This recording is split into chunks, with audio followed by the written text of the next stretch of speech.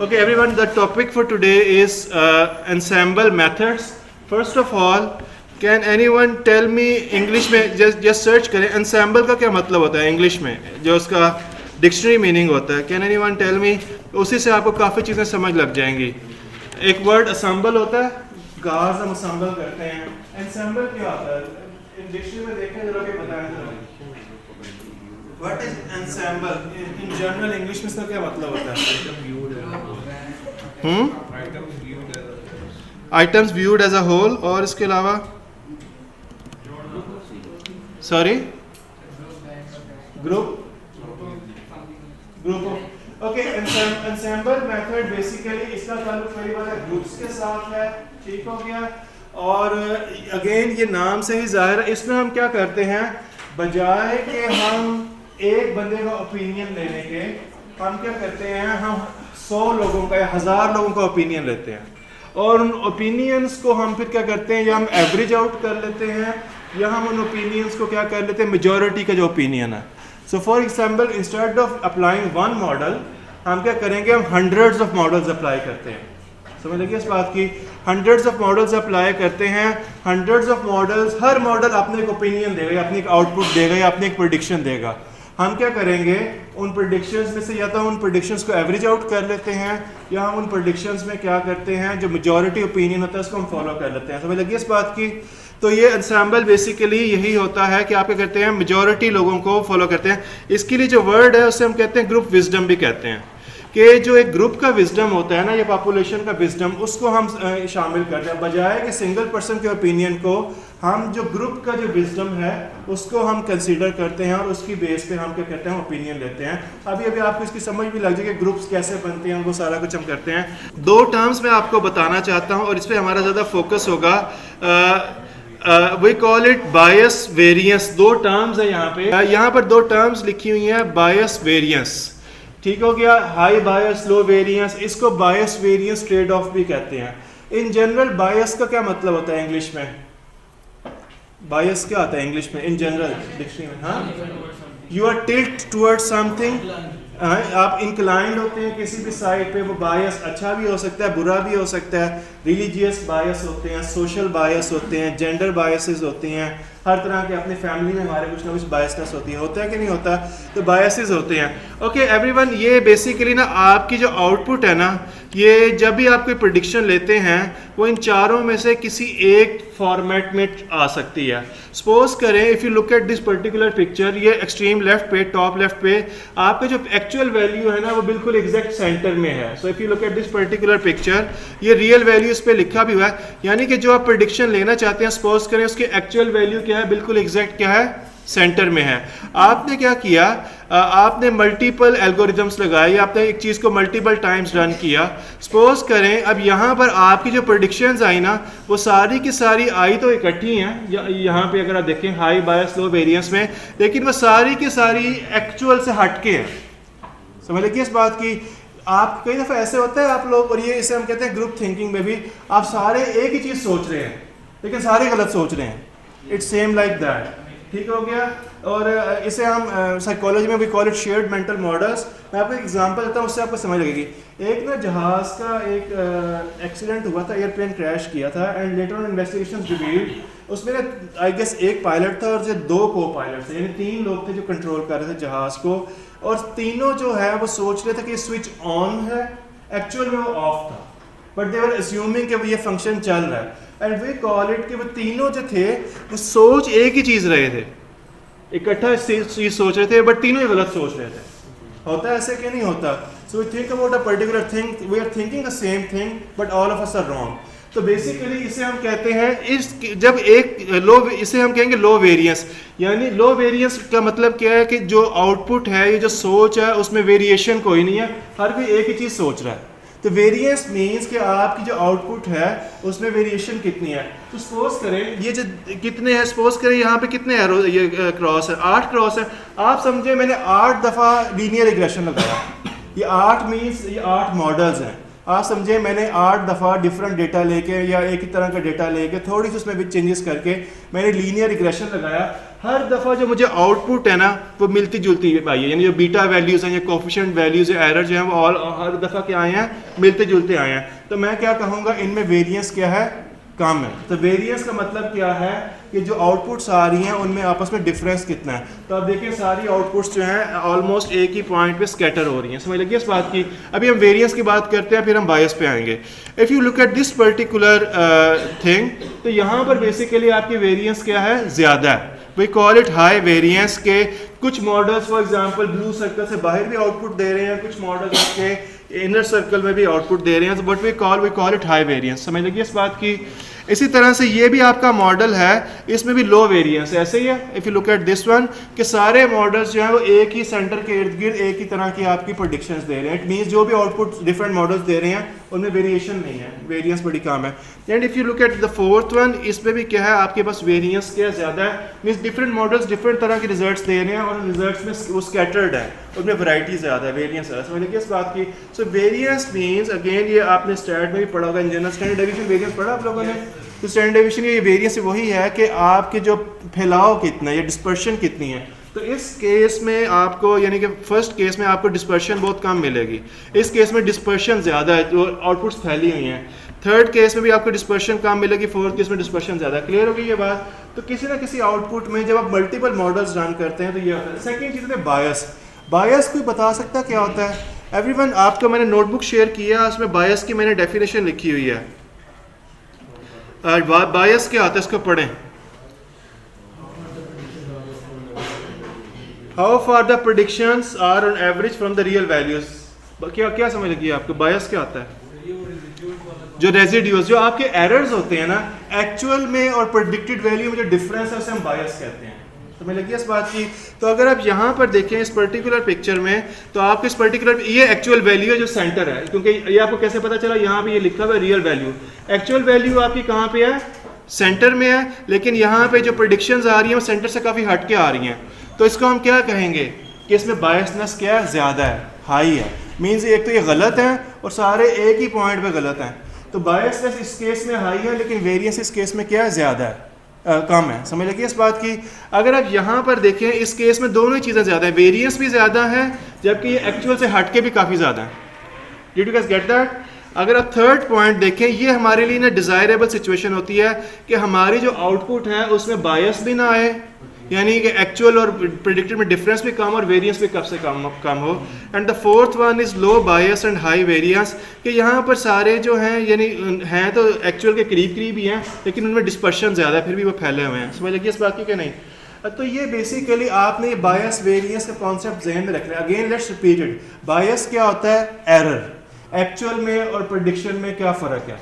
So for example actual value है 10, मेरा model predict कर रहा है 20, तो जो 10 का डिफरेंस है उसकी बायस है। समझ लगी है? तो बायस को हमने कम से कम करना है। अगर एक्चुअल वैल्यू 10 है और मेरा मॉडल भी अगर 10 प्रेडिक्ट करता है तो बायस क्या है? 0। या अगर मेरा मॉडल 11 प्रेडिक्ट करता है तो बायस क्या है? 1 का। समझ लगी है? तो हमारी जॉब क्या होती है कि बायस को कम से कम करें। इसी तरह से हमारी जॉब ये होती है कि जब हम मल्टीपल मॉडल्स को अप्लाई करें तो उनमें वेरिएशन भी कम से कम हो, यानी कि सारे लोग सोचें तो एक जैसे सोचें लेकिन करेक्ट सोचें। तो दो चीज़ें होती हैं। मैं चाहता हूँ कि आप सारे एक ही जैसा सोचें, लेकिन क्या सोचें? सही सोचें। मैं ये भी नहीं चाहता कि आप सारे डिफरेंट तरह से सोचें, और मैं ये भी नहीं चाहता कि आप सारे बेशक एक जैसा सोच रहे हैं लेकिन गलत सोचें।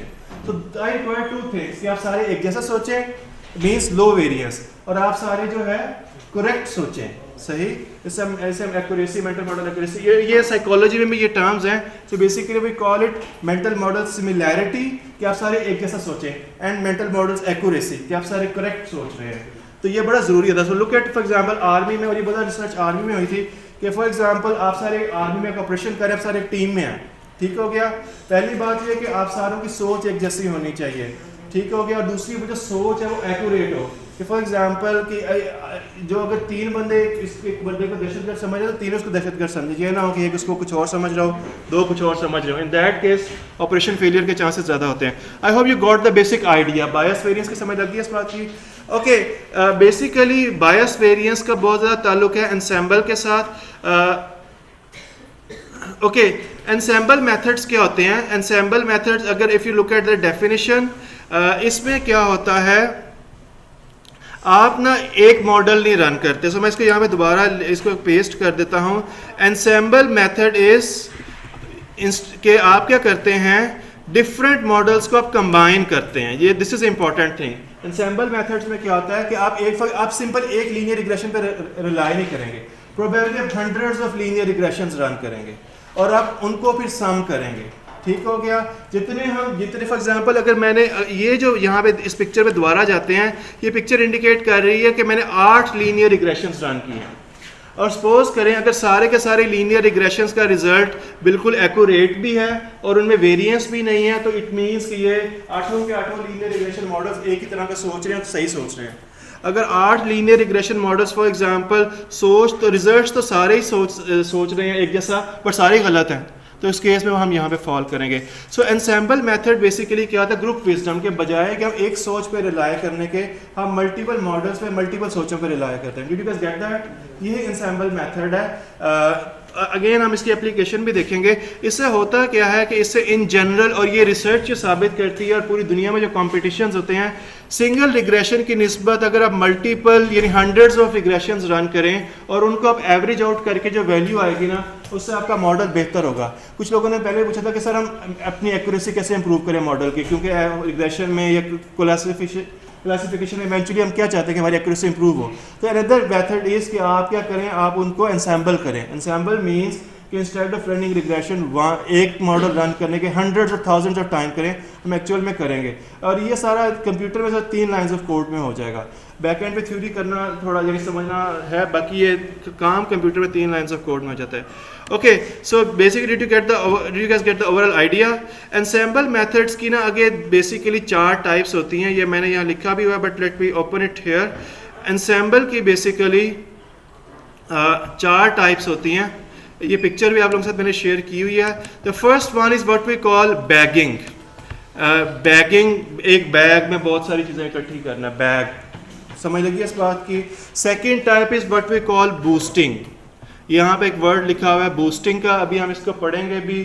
तो एनसेम्बल मेथड डिफरेंट तरीके होते हैं करने के। The first one is bagging, third second one is boosting. इसके अलावा स्टैकिंग, थर्ड वो होता है स्टैकिंग, उसके बारे में हम बाद में पढ़ेंगे, ये मैंने नोटबुक में लिखा हुआ है।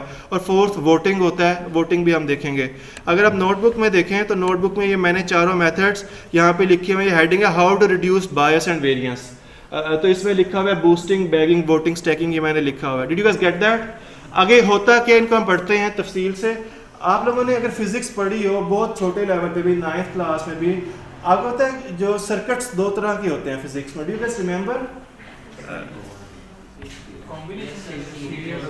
एक सीरियल होता है और एक कौन सा? हाँ, इन जनरल अगर आप फिजिक्स में पढ़े ना तो सर्किट्स 2 तरह के होते हैं। एक सीरीज में कहते हैं और एक को हम क्या कहते हैं, पैरेलल कहते हैं। यही कॉन्सेप्ट हम यहाँ पे बैगिंग और बूस्टिंग में लगाते हैं।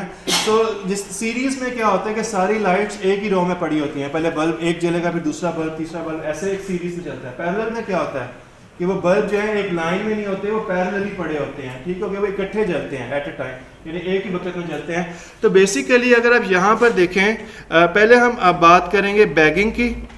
सो बैगिंग में बेसिकली क्या होता है, आप किस में ऑपरेट करते हैं, आप पैरेलल में ऑपरेट करते हैं। इसको जहन में आपने रखना है। सो बैगिंग में आप किस में ऑपरेट करते हैं? So if you look at here bagging ensemble method, आप क्या करते हैं, और मैं इसको भी डिटेल से पढ़ाऊंगा, बल्कि let's talk about that thing first. Everyone, आपने टर्म आई डोंट नो कभी सुनी हुई पढ़ी, do you know what is bootstrapping? क्या होती है? PLS में पढ़ी थी, कोई बता सकता है बूटस्ट्रैप? आपने कभी ये नाम सुना है बूटस्ट्रैप क्या होता है? Have you ever heard that?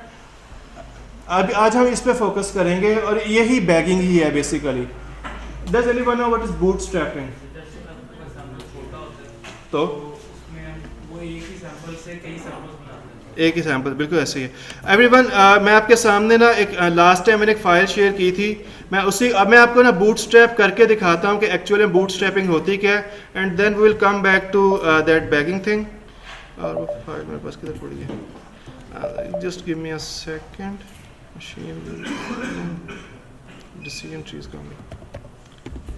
Okay, last time नहीं, मैंने एक फ़ाइल शेयर की थी, मैं आपको ना इसी फाइल से बूट स्ट्रैपिंग करके दिखाता हूँ और फिर मैं आपको इसके स्टेप्स इस बुक में खैर लिखे हुए हैं। सो आप देखें यहाँ पर आपके पास टोटल 5 कॉलम्स हैं। आपका यहाँ पे गोल्डन वीज़ा वाला ये आपका डीवी है। सो मैं इसको थोड़ा I don't know green highlight कर देता हूँ और बाकी आपके पास 4 क्या हैं, आईवीज़ हैं। बूट स्ट्रैपिंग में क्या होता है, अभी टोटल कितनी वैल्यूज़ हैं आपके पास? आई गेस 10 वैल्यूज़ हैं। आप क्या कर सकते हैं, इन 10 वैल्यूज़ को 4 से 5,000 वैल्यूज़ में भी इवन कन्वर्ट कर सकते हैं। कैसे कर सकते हैं? स्टेप 1 बूट स्ट्रैपिंग, इसको नोट करेंगे। आप क्या करेंगे, स्टेप 1 में चूज रैंडम रोज।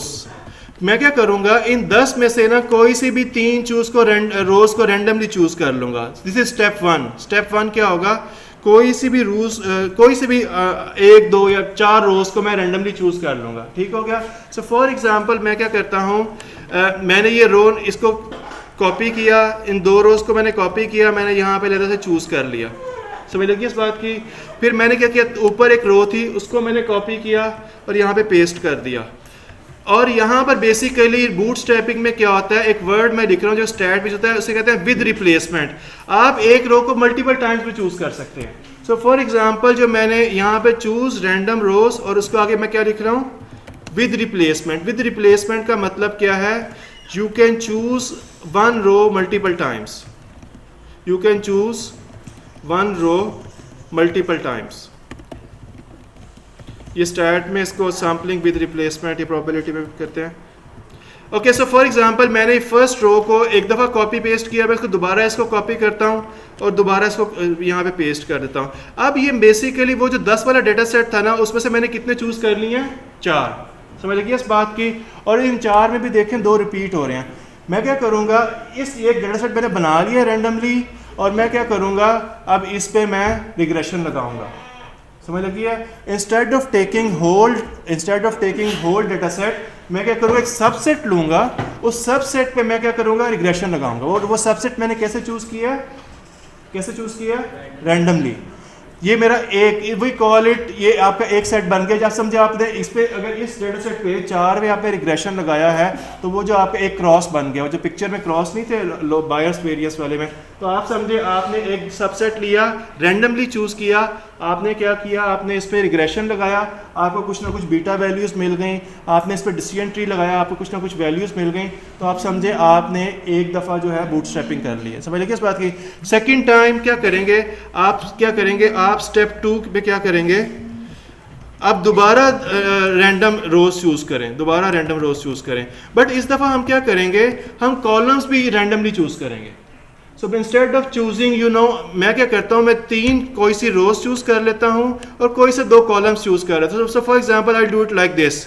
सो यूके यूएसए, मैं ये 2 मैंने ये 3 मैं एज एन आईवी ले लूँगा, रैंडमली मैं कर रहा हूँ, और इन्हीं तीनों का मैं डीवी ले लूँगा। सो आप क्या करते हैं, आप रोज में भी आप रैंडमनेस दिखाते हैं और आप कॉलम सिलेक्शन में भी रैंडमनेस दिखाते हैं। तो पहले में मैंने क्या किया था, मैंने रोज 3 ली थी, कॉलम सारे के सारे लिए थे। अब मैंने क्या किया, कोई सी 3 रोज ली है बट कॉलम्स भी कोई से 2 लेनी है। अब मैं इस पर रिग्रेशन लगाऊंगा और इससे भी कुछ ना कुछ बीटा वैल्यू मिल जाएगी। नहीं समझ की बात की। तो आप क्या करते हैं, रैंडमली रोज चूज करते हैं, रैंडमली कॉलम्स चूज करते हैं। कॉलम की भी लॉजिक कॉलम की ये लॉजिक ये होती है कि हम बीच में, फॉर एग्जांपल हम एक कॉलम जिसको हमने रैंडमली छोड़ दिया है, मींस हम उसका इन्फ्लुएंस एक्सक्लूड कर रहे हैं, वो आपका अपना एक आईवी काम कर रहे हैं और हम देख रहे हैं कि उसको एक्सक्लूड करके रैंडमली आपके बीटा पे क्या फ़र्क पड़ता है। तो अगर आप इस प्रोसेस को ना 1000 जितना, फॉर एग्जांपल बूटस्ट्रैप अगर आपने 100 टाइम्स करना है ना, तो आप इस प्रोसेस को 100 टाइम्स रिपीट करेंगे। आप 100 टाइम्स रैंडम सैंपल लेंगे रोज़ का, आप 100 टाइम्स उसमें क्या करेंगे, आप रैंडम जो है वो कॉलम्स कलेक्ट करेंगे और आप उस पर रिग्रेशन रन करेंगे। Did you guys get that? So may be let's मैं आपको दोबारा यहाँ पे दिखाता हूँ। If you look at this particular heading, bagging में आपको यहाँ पे कुछ स्टेप्स मिल रहे हैं। अगर आप अपनी स्क्रीन पे देखें, अगर आपने इसको डाउनलोड किया हुआ है, can you guys find some steps? Step 1, step 2, step 3, step 4, step 5 bagging के अंडर। तो यहाँ पर बेसिकली यही चीज़ मैंने लिखी हुई है, choose and random samples for training data set. आपने डेटा सेट में से ना रैंडम सैंपल्स मीन्स 5 रोज चूज़ कर लें, 10 रोज चूज़ कर लें, 15 रोज चूज़ कर लें। सेकंड स्टेप में क्या है, random features. Features means columns. कि आप लाजमी नहीं कि सारे के सारे कॉलम अपने डेटा सेट में से चूज़ करें, कोई से 2 कॉलम्स चूज़ कर लें, कोई से 3 चूज़ कर लें, और आप क्या करें, उस सारे को वही ट्रेनिंग करें, उस पर रिग्रेशन लगाएं, और आप क्या करें, उनकी प्रेडिक्शंस लें। और अगर क्लासिफिकेशन है तो हम क्या करेंगे, प्रेडिक्शंस को एवरेज आउट करेंगे, सॉरी वोटिंग करेंगे, और अगर हम रिग्रेशन लगाएंगे तो उस पर हम एवरेज करेंगे। आई गॉट अ फीलिंग कि नहीं समझ आई, so let's do that everyone. आप क्या करेंगे, आप में से कितनों के पास डेटा सेट पड़ा हुआ है? ये मैंने लास्ट टाइम वाला दिया था। ओके, लेट्स नया डेटा सेट बना लेते हैं। Everyone let's make a data set. जल्दी से डेटा सेट बनाते हैं, हर कोई करेगा भाई। इस डेटा सेट में हम क्या करते हैं, फॉर एग्जांपल हमारा डीवी है, यहाँ पे आपका CGPA, हमारा IV आपका असाइनमेंट 1, हमारा यहाँ पे एक IV है क्विज 1, हमारा एक दूसरा IV है मिड टर्म 1, और हमारा एक है फाइनल टर्म। ये हमारे 4 IVs हैं, इनकी बेस पे हमने अपना CGPA डिटरमिन करना है। एवरीवन इसमें से ना कोई सी भी रैंडम वैल्यूज़ डालें, बस 5-7 रोज़ बनाएं, कुछ भी वैल्यूज़ डालें, 5 6 7 8 9, इस तरह से, फिर 10 कुछ भी रैंडम वैल्यूज़ डाल लें, और 7 रोज़ बनाएं इसकी। अब हमने इस पर बूटस्ट्रैप अप्लाई करना है। स्टेप 1 में क्या होगा, रैंडमली कोई सी भी 3 रोज ना आप उसको क्या करें, कॉपी करके साइड पे पेस्ट कर दें। स्टेप 1 एवरीवन, कोई सी भी 3 रोज को पूरा कॉपी करें और पेस्ट करके साइड पर, यानी अपने नोटबुक में, ये जो आपके उसको साइड पर रख लें। दिस इज स्टेप 1, समझ लगी इस बात की। और उसमें से भी क्या करें, रैंडमली कोई सा कॉलम भी उड़ा दें, IVs में से कोई सा कॉलम भी उड़ा दें रैंडमली। सो मैं क्या करता हूँ, फॉर एग्जाम्पल फॉर द से मैं क्या करता हूँ, रैंडमली मैंने ये पिक किया है, और मैं यहाँ पर इसको अलग से पेस्ट कर देता हूँ। रैंडमली मैं एक दूसरा पिक किया, उसको मैं पेस्ट कर देता हूँ, और फॉर एग्जांपल रैंडमली मैंने एक तीसरा यहाँ पे उठाया डेटा सेट, और उसको मैंने यहाँ पेस्ट कर दिया। Did you guys get that? ये जो मैंने 3 रोज ली हैं, ये मैंने स्टेप 1 कर लिया। रैंडमली मैंने क्या किया, कोई रोज उठा ली, समझ लगे इस बात की। अब मैं क्या करता हूँ, इन रोज में से जो कॉलम, इसमें से कोई एक आधा कॉलम भी मैं डिलीट करता हूँ रैंडमली। इस पर रैंडमनेस बहुत मैटर करती है। तो मेरे पास IV पे 3 IVs हैं, यानी IV पे 3 कॉलम्स हैं और 3 ही वैल्यूज़ हैं, और DV पे मेरे पास फॉर एग्जांपल इस तरह से एक DV है। Did you guys get that? अब मैं क्या करूँगा, वंस ये मैंने एक रैंडम एक सबसेट निकाल लिया है, अब मैं इस पर रिग्रेशन अप्लाई करूँगा, और जो भी वैल्यू आएगी उसको मैं नोट कर लूँगा। Did you guys get that? Step 2 में आप क्या करेंगे, कोई सा कॉलम निकाल दें, या ये बेसिकली होता है कोई से 2 कॉलम रैंडमली आप चूज़ कर लें, एक चूज़ कर लें, आप एक भी कॉलम चूज़ कर सकते हैं। और स्टेप 3 पे क्या होगा, जो हम अभी नहीं कर रहे, आप इस पे क्या करेंगे, आप इस पे रिग्रेशन अप्लाई करेंगे, आपके पास एरर की वैल्यू आएगी, आपके पास बीटा की वैल्यूज आएंगे, उसको आप नोट कर लेंगे। समझ लीजिए इस बात की। इस प्रोसेस को आपने दोबारा रिपीट करना है, और दोबारा रिपीट क्या करना है, आप कोई और रैंडमली 3 रोज चूज करने 4। सेकंड टाइम क्या करना है एवरीवन, सेकंड टाइम क्या करें, अब 3 की बजाय रैंडमली 5 रोज चूज कर लें, कोई से भी 5 रोज। इसमें रैंडमनेस बहुत, फॉर एग्जांपल मैंने क्या किया, ये 4-5 रोज, अभी तो ये रेटर बड़ा काम है, मैंने इनको रैंडमली चूज कर लिया, ठीक हो गया। यानी मैं रोज में भी रैंडमनेस रखूंगा, कॉलम में भी रैंडमनेस रखूंगा, कि रैंडम रोज चूज कर ली, कॉलम। इस तरह से आप देखिए इससे होगा क्या, आप इस तरह से वो डेटा जिसमें सिर्फ 7 वैल्यूज है ना, आप देखिए कितनी वैल्यू 7, आप इससे शायद 500 के करीब जो है डेटा सेट्स बना सकते हैं। Did you see that? इसे बूटस्ट्रैपिंग यही होती है, जब आपको डेटा में सिर्फ 7, कितनी वैल्यूज है टोटल 7, आप रैंडमली छोटे छोटे सबसेट बना के और छोटे छोटे यानी कॉलम सेलेक्टिवली चूज करके, एक दफ़ा 3 कॉलम चूज कर लिए, एक दफ़ा 2 कॉलम चूज कर लिए, एक दफ़ा सारे के सारे कॉलम चूज कर लिए, आपका एक डेटा सेट कितने डेटा सेट्स में कन्वर्ट हो जाएगा, I don't know, may be hundreds, और अगर थोड़ा बड़ा डेटा सेट है तो कितने में कन्वर्ट हो सकता है, थाउजेंड्स ऑफ डेटा सेट्स में कन्वर्ट होता है। इसे ही बूटस्ट्रैपिंग कहते हैं। समझ लगी इस बात की। तो अगर आप कोई भी सॉफ्टवेयर यूज़ करें, एक्सेल या SPSS वगैरह, तो उसमें बूटस्ट्रैपिंग होती है, और वो आपसे पूछता है कि जी आपने कितने सब सैंपल्स बनाने हैं, 500 बनाने हैं, 1000 बनाने हैं, तो बैक एंड पे यही हो रहा होता है कि आप रैंडमली रोज चूज़ करते हैं, रैंडमली आप कॉलम्स चूज़ करते हैं, तो वो जो भी आप रैंडम रोज और कॉलम चूज़ करते हैं वो आपका एक सबसेट बन जाता है। अगली दफ़ा आप कुछ और रोज और कॉलम, और इवन इसमें जो अच्छी बात है जिसमें ज़्यादा बनते हैं कि आप एक ही रो को 2 दफ़ा भी चूज़ कर सकते हैं, 3 दफ़ा भी चूज़ कर सकते हैं। तो it gives you the possibility कि आप एक छोटे डेटा सेट से आप 500, 1000, 2000, 3000 का भी आप सबसेट्स बना सकते हैं। नहीं समझ लगे इसमें? Did you guys get that? और आप हर सबसेट पे क्या करते हैं, रिग्रेशन अप्लाई करते हैं, हर सबसेट पे आपको प्रेडिक्शन मिलती है, आप क्या करते हैं उसको एवरेज आउट करते हैं, और आप उसको जो है वो बेसिकली क्लासिफिकेशन के केस में मेजॉरिटी वोटिंग करते हैं। अच्छा, सो एवरीवन लेट्स दोबारा इस पे फोकस करें। मैंने एक सबसेट निकाला, उस सबसेट ने फॉर एग्जांपल मेरे पास प्रेडिक्शन दी, एवरीवन जस्ट फोकस हियर, मैं बूटस्ट्रैप किया, बूटस्ट्रैप से मैंने एक सबसेट 1 निकाला, उस सबसेट 1 पे मैंने क्या किया, फॉर एग्जांपल डिसीजन ट्री को अप्लाई किया, उसने मुझे आउटपुट दी कि आपका जो आउटपुट है वो 9 होगी, सपोज करें, मैं ज्यूम कर रहा हूँ। फिर मैंने एक दूसरा सबसेट निकाला, उस दूसरे सबसेट पे सबसेट 2 मैंने निकाला, मैंने उस पर डिसीजन ट्री अप्लाई किया, उसने भी मुझे कहा कि जो आउटपुट अब मेरी क्या होगी या मेरी प्रेडिक्शन क्या, उसने क्या दी, 9 दी। मैंने एक तीसरा सबसेट निकाला, उसमें दोबारा मैंने डिसीजन ट्री लगाया, उसने कहा कि जो मेरी आउटपुट है वो क्या होगी, या मेरी प्रेडिक्शन, उसने क्या दी, यस दी। चौथा सबसेट लगाया, उसने दोबारा मैंने उस पर डिसीजन ट्री लगाया, उसने मेरी आउटपुट क्या दी, 9 दी। अब यहाँ पे रूल लगता है मेजॉरिटी वाला, इसे आप कहते हैं डेमोक्रेटाइज। आप एक्चुअली में आप डेमोक्रेटाइज कर रहे हैं कि मेजॉरिटी लोग इसमें क्या कह रहे हैं, नो। तो हम इवेंचुअली 100 ग्रुप्स की ओपिनियन लेने के बाद, 500 ग्रुप्स की ओपिनियन लेने के बाद, 1000 सबसेट्स की ओपिनियन लेने के बाद मेजॉरिटी जो ग्रुप्स क्या कह रहे हैं या मेजॉरिटी मॉडल्स क्या कह रहे हैं, नो, तो हमारा फाइनल आंसर क्या होगा, नो। अगर मेजॉरिटी मॉडल्स हमारे यस आउटपुट दे रहे होते हैं तो हमारा फाइनल आंसर क्या होता, यस होता है। Did you guys get that? तो ये बेसिकली जो सारा प्रोसेस है, इसे हम क्या कहते हैं, इसे हम कहते हैं बूटस्ट्रैपिंग। समझ लगी इस बात की? इस सारे प्रोसेस को हम क्या कहते हैं, बूटस्ट्रैप। अगर आई डोंट नो, अगर आप रिसर्च मेथड्स का कोर्स पढ़ रहे हैं या आप किसी भी सॉफ्टवेयर में देखें, उसमें बूटस्ट्रैप की ऑप्शन ज़रूर होती है, और बूटस्ट्रैप बैक एंड पे यही हो रही होती है। समझ लगी है? बूटस्ट्रैप में क्या होता है, out of a sample you choose hundreds of सब सैंपल्स और थाउजेंड्स ऑफ सब सैंपल्स, और एंड विद रिप्लेसमेंट मीन्स कि एक सब सैंपल के अंदर एक रो मल्टीपल टाइम्स रिपीट हो रही होती है, and instead like apart from rows आप कॉलम्स भी जो है आप यानी कि रैंडमली चूज कर सकते हैं। बिकॉज हो सकता है सबसेट 1 में मैंने चारों के चारों आईवीज लिए हों, सबसेट 2 में हो सकता है मैंने सिर्फ 2 आईवीज लिए हों, सबसेट 3 में हो सकता है मैंने सिर्फ एक आईवी लिया हो, सबसेट 4 में हो सकता है मैंने फिर दोबारा चारों के चारों आईवीज लिए हों, बट ये मुझे एक बहुत ज़्यादा वेरिएशन देता है। समझ लगी इस बात की? और मैं इन सारों की विजडम को कंबाइन करके जो मेजॉरिटी आउटपुट होती है उसको मैं मानूंगा। Did you guys get that? Rows कम करने की जरूरत होती है कि वेरिएशन ज़्यादा आती है, कि 3 रोज से फैसला कुछ और आएगा, 5 रोज से फैसला कुछ और आएगा, तो हम जिसे रेंडमाइज कर रहे हैं, वेरिएशन को बढ़ा रहे हैं, ताकि 3 रोज से जो फैसला आ रहा है, 5 से फैसला आ रहा है, 10 रोज से फैसला आ रहा है, इवेंचुअली हम उसको या करते हैं एवरेज आउट करते हैं। रिग्रेशन के केस में इस तरह क्लासिफिकेशन है, तो मेजॉरिटी ओपिनियन देखते हैं, ये सिर्फ रेंडमाइजेशन बढ़ाने का है। ओके एवरीवन, यहाँ पर मैंने आपको एक टर्म बताई थी, और आपको इसका नाम, मैंने आपको एक टर्म बताई थी बैगिंग, अभी आपको बताया था।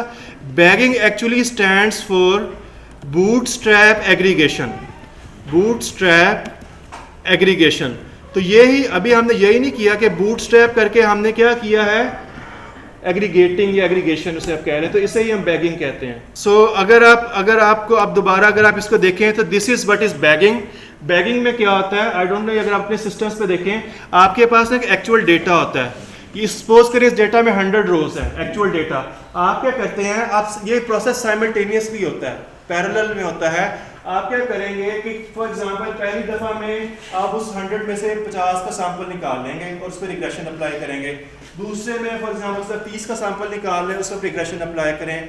70 का सैंपल निकाल लें, चौथी दफ़ा यानी कि मे बी 100 का सैंपल निकाल लें, 99 का सैंपल निकाल लें, 5 का सैंपल निकाल लें, और आप इन सारों पे क्या करते हैं, पैरेलली आप डिफरेंट मॉडल्स रन करते हैं। आप देख रहे हैं यहाँ पे ये वर्ड लिखा हुआ है majority voting. So for example model 1 ने क्या है कि ये स्माइली दी है, मॉडल 3 ने भी ये स्माइली दिया, मॉडल 2 ने डिफरेंट रिजल्ट दिया, तो जो मेजॉरिटी का ओपिनियन है वो हमारा क्या होगा, एक्चुअल आउटपुट होगी। Did you guys get that? और यहाँ पर ये मेजॉरिटी वोटिंग का वर्ड गिवन भी है। तो ये जो प्रोसेस है इसे हम क्या कहते हैं, बैगिंग। बैगिंग आप किसी भी चीज़ पे अप्लाई कर सकते हैं। फॉर एग्जांपल सब सैंपल लें, आप उस पर लीनियर रिग्रेशन लगा के, हंड्रेड्स ऑफ लीनियर रिग्रेशन लगा के बैगिंग कर सकते हैं। आप सब सैंपल्स लें, आप उस पर पॉलिनोमियल रिग्रेशन लगाएं सारों के सारों पे, और आप बैगिंग कर सकते हैं। आप सब सैंपल्स लें, 50, 100, 1000 सब सैंपल्स लें, आप उन सारों पर डिसीजन ट्रीज लगाएं, और डिसीजन ट्रीज लगा के आप बैगिंग कर सकते हैं, और जो मेजॉरिटी का ओपिनियन होगा उसको हम काउंट करेंगे। Did you guys get that? तो बैगिंग एक जेनेरिक कॉन्सेप्ट है एंसेम्बल लर्निंग का। आप किसी भी एक चीज़ को, अच्छा यहाँ पर बेसिकली होता क्या है, ये जो आपने एक सब सैंपल निकाला है ना, इसको हम कहते हैं जो इसके लिए appropriate term. So for example मैंने ये सब सैंपल 1 निकाला, इसके रिजल्ट को, इसको हम कहते हैं वीक लर्नर, यानी कि ये वीक लर्नर्स होते हैं। तो हर सब सैंपल जो होता है जिसकी आउटपुट होती है, यानी ये चूंकि ये इसमें हर सारा डेटा सेट तो है नहीं, तो इसलिए हम कहते हैं कि इसने ना कुछ पार्ट सीखा है, इसने सारा कुछ नहीं सीखा, इसने क्या सीखा है, कुछ पार्ट सीखा है। क्यों? क्योंकि इसने डेटा ही कुछ लिया है, इसने सब सैंपल लिया है। लेकिन जब आप सारे वीक लर्नर्स को कंबाइन कर लेते हैं तो आप एक स्ट्रॉन्ग लर्नर बनाते हैं। तो दिस इज द कॉन्सेप्ट। सो एक सब सैंपल ने कुछ पार्ट सीख लिया, दूसरे सब सैंपल ने कुछ पार्ट सीख लिया, तीसरे सब सैंपल ने कुछ पार्ट सीख लिया, ये सारे क्या वीक लर्नर्स हैं। But once you combine them तो आप क्या बनाते हैं, आप स्ट्रॉन्ग लर्नर बनाते हैं। तो बेसिकली आपका जो एक जिस तरह डिसीजन ट्री है वो एक वीक लर्नर है, दूसरा डिसीजन ट्री एक वीक लर्नर है। क्यों? क्योंकि वो छोटे सैंपल में से कुछ चीज़ें सीख रहे हैं, बट उन सारों के नॉलेज में जब हम विजडम को कंबाइन करते हैं तो आपके पास एक स्ट्रॉन्ग विजडम क्रिएट होता है, उसे हम स्ट्रॉन्ग लर्नर कहते हैं। Did you get that? So for example आप सारे डिफरेंट फील्ड्स के हैं, ठीक हो गया, आपको कुछ ऐसी बातें पता है जो बाकियों को नहीं पता, ऐसे ही है। लेकिन अगर हम आप सारों की विजडम को किसी एक ब्रेन में कंबाइन करते हैं तो वो जो ब्रेन होगा that will be a sort of strong learner, because कुछ बातें आपको पता है, कुछ दूसरे को पता है, कुछ तीसरे को पता है, कुछ चौथे को पता है, और सारी बातें अगर हम एक मॉडल में या एक ब्रेन में फीड करते हैं तो बेसिकली क्या कहलाएगा, स्ट्रॉन्ग लर्नर कहलाएगा। Did you guys get that? तो ये इसके पीछे बेसिक कॉन्सेप्ट है बैगिंग में। Did you guys get that? समझ लगी इस बात की कि नहीं लगी? सो ये बेसिक कॉन्सेप्ट है, थ्योरी समझना ज़रूरी है। कोड में आपने कुछ भी नहीं करना। पाइथन में एक लाइब्रेरी है, वो पूरे का पूरा जो है बैगिंग की पूरी इंपोर्ट करती है, सारी के सारा उसका कोड और फार्मूला। आपने जस्ट उसको इनपुट्स देनी है और बताना है कि कितने सब सैंपल्स चाहिए। आप देखेंगे, आप उसको बता दें कि मुझे 500 सब सैंपल्स चाहिए, तो आपके लिए 500 सब सैंपल्स लेके उससे बैगिंग अप्लाई कर देगा। आप उसमें बता दें 5000 सब सैंपल्स चाहिए, वो उसी डेटा सेट में से 5000 सब सैंपल्स भी आपके लिए निकाल देगा। ये नहीं बताएंगे, वो रैंडम एक्सेस में वो खुद से जो एल्गोरिथम है रैंडमली खुद से चूज करेगा। वी डोंट टेल कि जी पहले सैंपल में 3 रोज हो, दूसरे सैंपल में 5 रोज हो, उस तरह तो आप बहुत सा डेटा उसको देंगे। We don't do that. You simply tell the machine कि ये डेटा सेट है, इसमें से 5000 सब सैंपल्स निकालो। वो रैंडमली खुद ही 5000 निकालेगा। हर सब सैंपल पे वो या लीनियर रिग्रेशन अप्लाई करेगा, जो भी आप उसे कहेंगे, या वो डिसीजन ट्री अप्लाई करेगा, या पॉलिनोमियल रिग्रेशन अप्लाई करेगा, और हर सब सैंपल की आउटपुट आपको दे देगा। और उसमें मेजॉरिटी रूल पे आप कह सकते हैं कि जी क्राउड का विजडम ये कहता है कि जी ये आउटपुट होगी। जिस तरह डेमोक्रेसी में सॉर्ट ऑफ ऐसे नहीं होता कि हर बंदा वोट करता है और ओवरऑल जिसकी वोटिंग ज़्यादा होती है उसको हम चूज़ कर लेते हैं। हाँ, रोज़ भी वो अपनी मर्जी से उठाएगा, वो रैंडमनेस है उसमें। अगर आप बूट स्ट्रैपिंग को इन जनरल यानी कंप्यूटर से हट के वैसे पढ़ें जिस तरह मैंने, और ये मैंने सारे स्टेप्स यहाँ पे लिखे हुए हैं। अगर आप यहाँ पे नोटबुक मेरी देखेंगे तो इसमें ये सारे स्टेप्स लिखे हुए हैं। चूज़ एंड रैंडम सैंपल्स, ये रोज़ को इंडिकेट करता है। नंबर ऑफ रो मैंने इसमें लिखा हुआ है, अगर आप ये देखें, number of rose in each sample में वेरी। लाजमी नहीं कि हर दफ़ा सेम नंबर ऑफ रोज उठाए। सेकंड स्टेप में आप नंबर ऑफ कॉलम्स चूज करें। Did you guys get that? तो ये बेसिकली जो कॉन्सेप्ट है इसे हम क्या कहते हैं, we call it bagging, bootstrap aggregation. हाँ जी, हाँ। सो फॉर एग्जांपल अगर आपने रिग्रेशन चूज किया तो हर सैंपल में रिग्रेशन लगेगा। अगर आपने डिसीजन ट्री चूज किया तो हर सैंपल में डिसीजन ट्री लगेगा। अगर आपने पॉलिनोमियल रिग्रेशन चूज किया हर सैंपल में पॉलिनोमियल रिग्रेशन लगेगा। क्योंकि यानी कि हर कोई एक ही फेज से गुजर रहा है, डेटा सेट की इनपुट डिफरेंट है, तो उससे जो वो सीख रहा है उसको हम फिर कंबाइन करते हैं। ओके, नेक्स्ट हमारा जो एवरीवन जो हमारा कॉन्सेप्ट है वी कॉल इट, मैं यहाँ से खोल लेता हूँ, उसे हम कहते हैं बूस्टिंग। बूस्टिंग क्या होती है? बूस्टिंग सीक्वेंशियल लर्निंग होती है। आप सारे ना अपनी ज़िंदगी में बूस्टिंग वाली स्टेज से लर्निंग कर रहे हैं। For example at the age of 10 you learn something. आपने उस लर्निंग को कैरी आउट किया जब आप 11वें साल में गए, you learn something more, but उसमें जो आपने 10 साल की उम्र में सीखा था उसका इम्पैक्ट है कि नहीं? जब आप 15 साल में गए तो आपने जो 14वें साल में, 13वें साल में सीखा है, उस लर्निंग को भी आप ट्रांसलेट करते हैं 15वें साल में। ऐसे होता है कि नहीं? सो फर्क बैगिंग और बूस्टिंग में सिर्फ एक है। बूस्टिंग क्या होती है? सीक्वेंशियल होती है। If you look at here, यहाँ पे इस तरह से एरोज मिल रहे हैं कि जो मॉडल 1 से सीखेंगे, मॉडल 1 से जो सीखेंगे वो मॉडल 2 में जाएगा, मॉडल 2 से जो सीखेंगे वो मॉडल 3 में जाएगा। इसमें ऐसे नहीं होता। आपको यहाँ पे इसमें बैगिंग में आपको पैरेलल लर्निंग मिलती है, आपको सीक्वेंशियल नहीं मिलती। You want find any arrows over here. Did you guys get that? But यहाँ पर आपको क्या मिलता है, एरर के एक मॉडल 1 सीखेगा वो मॉडल 2 के पास जाएगा, मॉडल 2 सीखेगा वो मॉडल 3 के पास जाएगा, मॉडल 4 के पास। आपके ख्याल में किस प्रोसेस में ज़्यादा टाइम लगेगा? which is computationally more intensive. आप पढ़ रहे time complexity, did you guys data structures पे पढ़ा आपने टाइम कॉम्प्लेक्सिटी? अपन अच्छा डेटा स्ट्रक्चर्स में आप पढ़ेंगे कौन सा प्रोसेस जल्दी होगा, बैगिंग वाला या बूस्टिंग वाला? एक प्रोसेसिंग यूनिट्स ना दो तरह के होते हैं, एक होते हैं सीपीयूज और एक आजकल बहुत कॉमन है, हम जीपीयूज भी कहते हैं। आपको पता है सीपीयू और जीपीयू में क्या फ़र्क है? सीपीयू और जीपीयू में क्या फ़र्क है? जीपीयू गेमिंग में यूज़ होता है, माइनिंग में यूज़ होता है, क्या फ़र्क है सीपीयू और जीपीयू में? ओके, ये बड़ा इंपॉर्टेंट है। और ये अगेन जब आप लोग यहाँ पे time complexity space, CPU sequential होता है। सीपीयू में एक वक्त में ना एक ही इंस्ट्रक्शन चलती है। सो अगर आप सीपीयू का आर्किटेक्चर से देखें तो इवन आप वर्ड खोलते हैं और फ़ौरन बाद एक्सेल पे भी क्लिक करते हैं तो बैक एंड में पहले वर्ड एग्जीक्यूट होता है, वर्ड खुलता है, फिर एक्सेल एग्जीक्यूट होता है, और फिर फॉर एग्जांपल आपकी म्यूज़िक चलाते हैं तो वो एग्जीक्यूट होता है। बट समटाइम्स आप ये कहते हैं कि सर वो हम साथ साथ म्यूज़िक भी सुन रहे होते हैं और साथ साथ हम टाइप भी कर रहे होते हैं, ये तो पैरेलल में चल रहा है। एक्चुअली पैरेलल नहीं होता, वो बेसिकली इतने माइक्रो या नैनो सेकेंड्स में इंस्ट्रक्शन एग्जीक्यूट होती है कि आपको लगता है कि डिफरेंस नहीं आ रहा, बट एक्चुअल में होता ही कि पहले आप टाइप करते हैं तो पहले वो प्रोसेस चलता है, फिर वो म्यूजिक का बिट प्ले होता है, फिर दोबारा वो टाइप पे जाता है, इस तरह से वो सीक्वेंस में चल रहा है। CPU is sequential. तो इसी तरह इसलिए अगर आप देखते हैं समटाइम्स अगर आप बहुत सारी एप्लीकेशंस एक दफ़ा में खोलने की कोशिश करें ना तो स्टक हो जाता है, होता है नहीं होता, कि वो पहले एक प्रोसेस पे फंस जाता है, और जब तक वो प्रोसेस कंप्लीट नहीं होता वो अगले प्रोसेस पे नहीं जाएगा, जब वो प्रोसेस कंप्लीट होगा फिर वो अगले पे जाएगा। समझ लीजिए इस बात की। As compare to that GPU जो है ग्राफिकल प्रोसेसिंग यूनिट, ये बहुत ज़्यादा पैरेलल होते हैं। इन सीपीयू आपको पता है इसमें 4 कोर्स होती हैं, 8 कोर्स होती हैं, जैसे कोर टू ड्यू होता है, 4 कोर्स, 8 कोर्स, 12 कोर्स हैं।